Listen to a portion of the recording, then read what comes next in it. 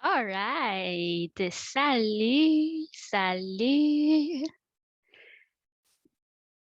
D'après moi, là, je pense qu'on voit juste mon écran. J'espère que vous allez bien.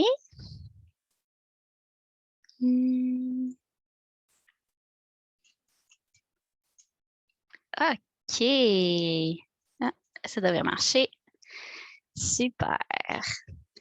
Donc, j'espère que vous allez bien. Bienvenue à tout le monde. Puis, je vais vous expliquer un petit peu comment ça va fonctionner là, dans pas très long.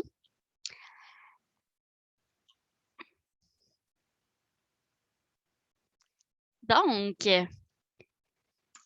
bienvenue à la masterclass Construire des amitiés authentiques et durables. Je suis contente de vous accueillir aujourd'hui. Juste pour vous informer que c'est une grosse sortie d'une zone de confort aussi pour moi parce que c'est pas quelque chose que je suis habituée à faire. Masterclass, c'est la première fois que je fais ça. Je fais normalement des appels individuels, je fais des fois des lives, des trucs comme ça, mais masterclass enregistré et tout, c'est la première fois que je fais ça. Je suis vraiment contente de vous accueillir aujourd'hui et pour celles qui vont regarder en replay, si jamais vous avez des questions, il y a toujours possibilité de m'écrire. Ça va me faire plaisir de répondre à vos questions. Donc, c'est ça. Aujourd'hui, dans le fond, je vais vous aborder des points. La pyramide que j'ai construite, en fait, pour vous aider à construire des amitiés qui sont authentiques, qui sont durables et avec lesquelles que vous vous sentez bien dans tout ça. Et, mais avant tout, en fait, je veux prendre le temps de me présenter un petit peu. Donc, moi, c'est Jade, pour ceux qui ne me connaissent pas. Pour celles qui ne me connaissent pas, je suis entrepreneur depuis 3 ans. Je suis aussi employée. En fait, je travaille dans un centre de prévention de suicide. J'ai reçu un diagnostic d'autisme en janvier 2021, donc c'est vraiment récent. Mais ça m'a apporté vraiment à aller dans plusieurs démarches pour recevoir de l'aide puis améliorer vraiment mes relations interpersonnelles, ma relation de couple, mes relations amicales, mes relations familiales. Puis j'ai fait beaucoup, beaucoup de recherches aussi, puis j'ai développé des stratégies pour améliorer mes relations amicales, puis aussi définir mes propres limites dans mes relations. Donc, me sentir bien, me sentir que ça dépasse pas mes limites, me sentir que, OK, ça, non, je préfère dire non à ça parce que, ça respecte pas mes engagements envers moi-même. Et c'est là que j'ai décidé, en fait, d'aider d'autres personnes qui, comme moi, avaient des difficultés à se faire des amis qui représentaient réellement qui elles sont. Donc, des amitiés avec lesquelles vous vous sentez bien, des amitiés avec lesquelles vous vous sentez authentique, vous n'avez pas besoin d'être quelqu'un d'autre, vous n'avez pas besoin de faire des activités qui ne vous représentent pas.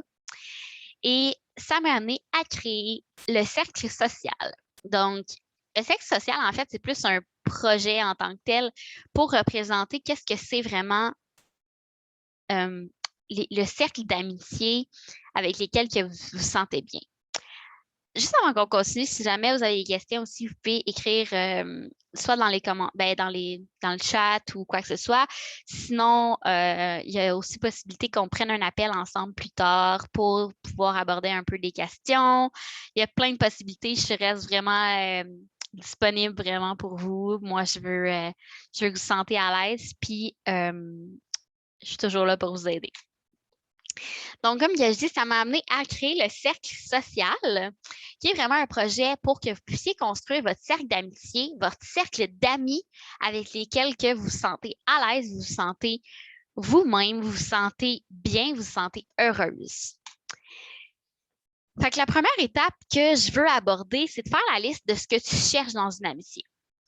Je vais vous donner mon exemple à moi, mais faire la liste de qu'est-ce que vous voulez dans une amitié. Par exemple, il y a des personnes que eux, ils vont vouloir sortir, faire des activités, des trucs comme ça dans leurs amitiés, avec leurs amis. Il y a d'autres personnes qui préfèrent faire des petites soirées tranquilles, boire un verre de vin. Ce que je veux dire, c'est qu'on est tous différents, puis il faut savoir qu'est-ce que toi, tu recherches dans une amitié. Puis là, je parle des activités, mais ça se représente aussi dans toutes les autres sphères de ta vie, dans tout ce que tu recherches d'une amie. Donc, est-ce que tu veux que vous parliez tous les jours? Est-ce que tu veux que on se tient juste au courant une fois de temps en temps? Est-ce que tu veux que cette personne-là soit loyale? Tu sais, ça peut être des qualités aussi, ça peut être dans plusieurs choses. C'est d'aller chercher vraiment qu'est-ce que toi, tu cherches dans une amitié. Puis c'est là que je vais vous montrer mon exemple à moi. Ce que je cherchais dans une amitié. Premièrement, je voulais des amitiés authentiques. Fait que je voulais m'entourer des personnes qui étaient vraies, des personnes qui étaient simples, des personnes qui étaient honnêtes envers elles-mêmes, mais aussi envers les autres. Ensuite de ça, je voulais des amis avec qui que je me sentais bien. Donc, je voulais aussi m'entourer des personnes qui avaient des valeurs semblables aux miennes, donc des valeurs qui rejoignaient les miennes, que ce soit par rapport à des choses que je défends, que ce soit par rapport à des choses qui représentent la personne que je suis, par rapport à des passions aussi qui rejoignent les miennes. Je voulais des amitiés positives puis qui m'aident, donc des personnes qui m'encouragent, puis que j'encourage aussi, qu'on se motive, qu'on s'aide dans tout ça. Et finalement, je voulais ressortir avec un sentiment d'accomplissement à chaque jour dans les relations que j'entretiens. Donc, je voulais pouvoir finir ma journée puis me dire, je me sens bien avec les relations que j'ai en ce moment dans ma vie. Fait que ça, c'est un exemple de qu'est-ce que je veux dire par faire la liste de ce que tu cherches dans une amitié. Puis ça se peut que ça ressemble à la mienne, ça se peut qu'il y ait d'autres choses, ça se peut qu'il y ait des choses en moins, peu importe. Mais c'était pour te donner un exemple de OK, c'est quoi que tu cherches dans une amitié pour que tu puisses être clair puis que tu puisses définir avant tout vraiment ce que tu cherches et ce que tu veux accomplir dans tout ça. Et c'est là que en vient la pyramide. Pourquoi est-ce que j'ai construit la pyramide? Donc, j'ai fait beaucoup de recherches, comme que j'ai dit, j'ai fait beaucoup d'expérimentations, j'ai fait beaucoup de discussions, j'ai aidé d'autres personnes, j'ai vraiment travaillé pour pouvoir construire vraiment quelque chose qui faisait en sorte qu'on travaillait sur les bases vraiment pour avoir des amitiés qui étaient solides. Donc, les 3 éléments, comme vous pouvez lire, évidemment, la confiance en soi, les opportunités et les habiletés. C'est tout interrelié. Il n'y a pas 1, 2, 3, c'est interrelié. Il n'y a pas de sens à tout ça. C'est toutes des choses qu'il faut travailler en même temps pour pouvoir évoluer. Donc, qu'est-ce que ça implique? Les opportunités. Les opportunités, en fait, c'est de pouvoir être conscient de tout ce qui se présente à nous. Quand on rencontre des nouvelles personnes, quand est-ce qu'on peut agrandir notre cercle social. Donc, quand tu vas au magasin, quand tu es dans tes passions, si tu fais un sport, si tu vas à l'école, si tu fais un travail, peu importe, là, je veux dire, il y en a large. Il y a beaucoup de places qu'on rencontre des gens et c'est ça les opportunités. C'est évidemment là où est-ce qu'on va rentrer en contact avec l'autre. La confiance en soi. La première relation, en fait, qu'on construit, c'est la relation avec nous-mêmes. Donc, si on n'a pas une bonne relation avec nous-mêmes, c'est dur de construire une bonne relation avec quelqu'un d'autre parce que on n'est même pas sûr de nous-mêmes.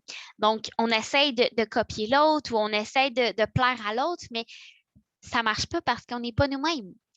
Fait au contraire, si on travaille pour avoir une bonne confiance en nous, puis qu'on travaille pour être à l'aise dans notre peau, on attire beaucoup plus facilement des personnes avec qui on se sent bien, qui nous ressemblent, avec lesquelles on connecte bien, etc.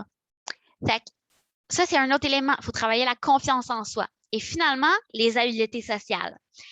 Avec l'expérience, on peut facilement développer des bonnes habiletés. Donc, quand est-ce qu'on dit quoi? Comment est-ce qu'on le dit? Puis, c'est sûr que là, quand on pense aux habiletés sociales, on a toujours peur de se dire, mais voyons, c'est gros, puis ça va être intense, puis je ne serai pas capable, puis tout ça. Et c'est pour ça que je dis que les trois éléments ensemble, les opportunités, la confiance en soi et les habiletés sociales, c'est tout en même temps. C'est toutes des choses qui se travaillent en même temps. Quand est-ce que tu peux travailler sur ça? Quand est-ce que tu peux travailler sur ça? Comment est-ce que... Puis tout ça. Fait qu'on va faire un petit exercice ensemble. 3 questions. Premièrement, comment est-ce que tu travailles ta relation avec toi-même pour avoir plus confiance? En ce moment, premièrement, est-ce que tu dirais que tu es une personne qui a confiance en toi? Tu peux l'écrire dans les commentaires si jamais tu veux, sinon tu peux juste le penser pour toi. Si tu as confiance en toi, comment est-ce que tu peux l'améliorer? Si tu n'as pas confiance en toi, comment est-ce que tu peux l'améliorer? Comment est-ce que tu peux travailler avec ta confiance avec toi-même? Est-ce que tu peux être plus assidu avec les choses que tu t'engages envers toi-même? Tu sais, si tu t'engages que moi, le matin, je vais aller prendre une petite marche. Je dis un exemple comme ça, là, ça peut être n'importe quoi. Ce soir, je vais faire ma vaisselle. Mais que tu ne les fais jamais, tu commences à douter de toi-même parce que c'est une relation. Si quelqu'un te dit, que ce soit ton copain, que ce soit n'importe qui, si quelqu'un te dit qu'il va faire quelque chose puis qu'il ne le fait pas, comment est-ce que tu te sens face à cette personne-là? Est-ce que tu te sens moins bien? Est-ce que tu as moins confiance en cette personne-là? Est-ce que tu as l'impression que la personne parle dans le vide? C'est la même chose avec toi-même. Comment est-ce que tu peux travailler ta confiance en soi? Est-ce que tu peux sortir de ta zone de confort aussi? Tu sais, moi, comme que je vous disais, aujourd'hui, c'est une grosse sortie de zone de confort. C'est pas quelque chose que je suis à l'aise de faire, des enregistrements, de même, en plus, avec tout ça, des gens, écrire des courriels, je veux dire, c'est une grosse sortie de zone de confort pour moi. C'est vraiment pas quelque chose que je suis habituée de faire. Je suis habituée d'aider les gens en tant qu'entrepreneur, mais ça, c'était une nouvelle chose que je n'avais pas essayé encore. Donc, comment est-ce que tu peux travailler pour développer ta confiance en toi encore plus? Ensuite de ça, comment est-ce que tu peux développer tes habiletés sociales pour faire des connexions plus facilement? Prenons un exemple. Si tu travailles, que tu sois à l'école, peu importe, veux pas, il doit y avoir un contexte à quelque part que tu rencontres des gens au quotidien ou sur une base régulière. Comment est-ce que tu peux être plus sociable envers ces gens-là? Est-ce que tu pourrais leur faire un sourire? Est-ce que tu pourrais leur dire un petit salut? Est-ce que tu pourrais, je dis des choses de base, mais c'est ça, les bases des habiletés sociales. Puis souvent, c'est des choses qu'on a peur. Parce qu'on a peur que soit les gens nous jugent, ou on a peur de déranger, ou on a peur de beaucoup de choses. Fait qu'on reste dans notre bulle, puis on regarde pas trop les autres, puis on fait nos affaires, puis on travaille, puis that's it. C'est correct, mais si on veut développer nos habiletés sociales, si on veut avoir plus d'amis, il faut sortir de ce pattern-là, il faut sortir de notre zone de confort dans la confiance en soi pour pouvoir travailler sur nos habiletés sociales. Et comme que je disais, les 3 sont interreliés. Là, j'ai parlé du contexte de travail, du contexte de l'école. Ça, c'est les opportunités qui se présentent à toi. Quelles sont les opportunités autour de toi pour que tu puisses rencontrer des nouvelles personnes? Tu peux faire la liste. Si tu vas à l'épicerie, si tu vas au dépanneur, si tu vas travailler, si tu vas à l'école, si tu prends une marche au parc, si il y en a, là, je veux dire, à ce que je sache, d'après moi, ça m'étonnerait que tu sois dans ta chambre et que tu ne bouges pas puis que tu ne sortes pas. Si c'est le cas, c'est correct. Comment est-ce que tu peux aller trouver des nouvelles opportunités pour pouvoir rencontrer des gens? Est-ce que tu pourrais sortir, prendre une petite marche autour de chez vous? Tu sais? Je pense que ce que je veux dire, c'est comment est-ce qu'on peut faire un petit pas de plus, puis où est-ce qu'ils sont les opportunités justement pour que tu puisses rencontrer des nouvelles personnes? Fait qu'une fois que tu as répondu à ces 3 questions-là, c'est quoi l'objectif que tu pourrais te fixer pour pouvoir faire un pas en avant dans tes relations? Est-ce que tu pourrais travailler sur ta confiance en soi? Est-ce que tu pourrais, puis ça peut être les 3, là, mais comme que je dis, les 3 sont interreliés. Si tu travailles sur ta confiance en toi, ça se peut que ça ait un impact sur tes habiletés sociales. Si ça a un impact sur tes habiletés sociales, ça se peut que ça ait un impact sur tes opportunités, etc., tout le temps. Mais c'est quoi l'objectif que tu pourrais te fixer, là? Un petit objectif, là. Ça peut être, je vais essayer de sortir un petit peu, essayer de dire salut à quelqu'un à mon travail que je ne leur parle pas nécessairement normalement. Ça peut être quelque chose de petit, c'est pas obligé d'être grand. Mais comment est-ce que tu pourrais, quel objectif que tu pourrais te fixer pour pouvoir sortir un petit peu de ta zone de confort, puis faire un pas en avant dans tes relations? Et en fait, je suis curieuse de savoir vos réponses, là, mais juste en attendant que vous réfléchissiez un petit peu à vos objectifs, je veux prendre le temps de vous présenter le club privé. Le club privé, en fait, c'est un abonnement mensuel auquel que vous allez pouvoir avoir droit en privé. Vous allez pouvoir, je vais vous envoyer toutes les informations par courriel après la rencontre, comme que je vous avais dit. Et c'est un abonnement mensuel. Vous allez avoir le droit à des rencontres chaque semaine. Vous allez pouvoir rencontrer des nouvelles personnes qui font partie du club privé. Vous allez pouvoir, en plus de ça, avoir il y a plusieurs types d'abonnements. Selon votre budget, selon ce que vous cherchez, selon vos objectifs, il y a plusieurs possibilités. Et avec ça, en fait, c'est ça, comme que je dis en ce moment, c'est parce que je veux offrir des bonus aux personnes qui se sont inscrites justement pour la masterclass et qui prennent le temps de venir écouter, que ce soit en ce moment ou que ce soit en replay, pour que vous puissiez. En fait, c'est ça. Il va y avoir 2 bonus. Premièrement, une masterclass supplémentaire en privé sur un sujet qui va venir très bientôt. Et deuxièmement, je me souviens plus du deuxième bonus. En fait, je l'ai préparé et j'ai un petit blanc de mémoire. Faudrait que je le trouve. C'est pas bien grave, mais bref, j'ai préparé deux bonus justement pour les personnes qui s'inscrivent en fait d'ici le 1er septembre. Et comme que j'ai dit, il y a plusieurs abonnements disponibles. Puis vous allez pouvoir regarder tout ça quand que je vais vous envoyer le courriel. Ce que je veux dire avec le club privé, en fait, je vais vous expliquer un petit peu les types d'abonnements. Comme que je vous avais montré au début, il y a l'abonnement mensuel, il y a l'abonnement Amis exclusif et l'abonnement Amis VIP. Amis VIP, il y a seulement 15 places disponibles parce que dans le fond, il y a un coaching one-on-one avec moi à chaque mois, justement, pour pouvoir t'aider dans tes relations. Fait que ça, c'est vraiment une option qui est limitée.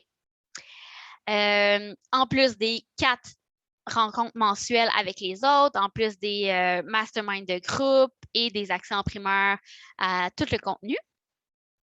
Ensuite de ça, Amis exclusifs, ça, les 2 autres, il n'y a pas de limité parce que il n'y a pas de coaching one-on-one avec moi. Mais avec Amis exclusifs, tu as les masterminds de groupe pour pouvoir t'accompagner dans tes relations, en plus des 4 rencontres mensuelles et du contenu en primeur. Et l'abonnement mensuel, c'est vraiment juste les 4 rencontres mensuelles avec le contenu en primeur. Donc, ça ressemble un petit peu à quoi ça ressemble le club privé. Pour qui c'est fait l'abonnement? En fait, c'est vraiment pour les personnes qui souhaitent développer des relations, des amitiés, en fait. C'est vraiment qui veulent connecter avec des nouvelles personnes, qui veulent apprendre à développer leurs habiletés sociales, qui veulent apprendre à avoir d'autres opportunités, qui veulent prendre avantage de ces opportunités-là, qui veulent développer leur confiance en soi. Donc, c'est vraiment les éléments qu'on va travailler durant les masterminds, durant les rencontres, durant nos coaching one-on-one. Puis, si tu veux savoir si c'est pour toi, premièrement, tu peux aller regarder la page que j'ai mis le lien, mais que je vais aussi te l'envoyer par courriel. Deuxièmement, si tu te poses encore des questions, si tu veux savoir un petit peu plus comment est-ce que je peux t'aider, si c'est fait pour toi, si c'est pas fait pour toi, ce qu'on peut faire, c'est qu'on peut prendre un appel ensemble, on peut en discuter un petit peu, je vais pouvoir regarder avec toi c'est quoi tes objectifs, est-ce que je suis capable de t'aider? Est-ce que c'est le bon? Est-ce que c'est le bon abonnement pour toi? Est-ce que le club privé va être la ressource qui va pouvoir t'aider à créer des nouvelles amitiés, à pouvoir avoir plus confiance en toi? Donc, ça ressemble pas mal à ça. Si jamais vous avez des questions, n'hésitez pas à les mettre en commentaire. Je vais arrêter l'enregistrement pour l'instant et je vais vous envoyer toutes les informations par courriel. Donc, juste